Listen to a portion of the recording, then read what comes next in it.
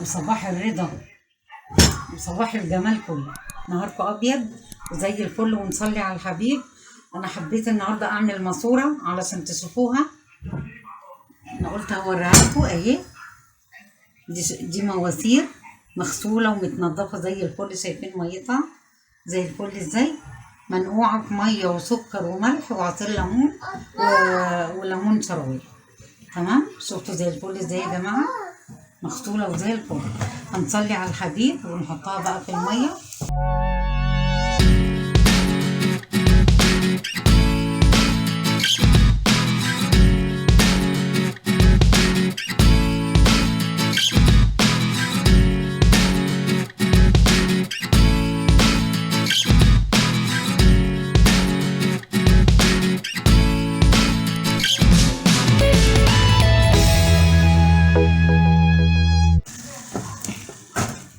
اللهم صل على النبي. الميه غليت اهي.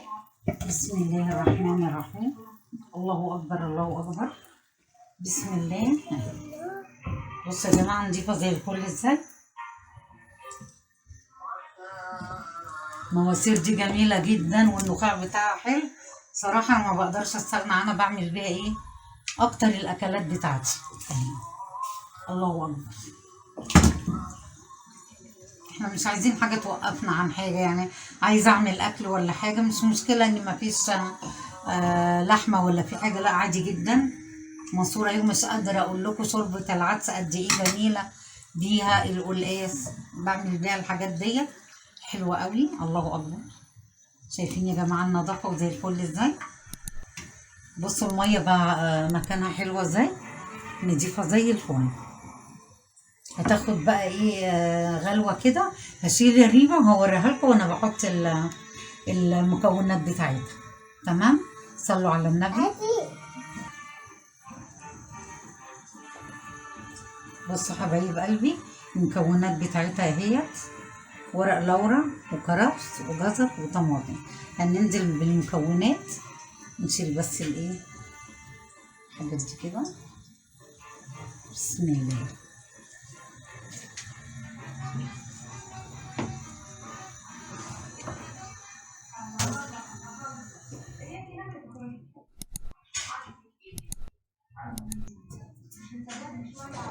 بنسمى الله. بسم الله الرحمن الرحيم. ننزل بالطماطم والجزر والكرفس وورق اللورا. تمام اهو. شويه بقى هحط البصل، علشان البصل ساعات بيسمر المرقه. فانا حبايب قلبي شويه كده هسقط البصله، وما حطيتش اي توابل، لا فلفل اسود ولا ملح ولا اي حاجه. حطيت بس الخضار دوت، الكرفس اهو والجزر والطماطم. تمام، ما حطيتش فلفل اسود ولا اي حاجه، علشان الفلفل الاسود بيغمق المرقه وهي لسه بتستوي.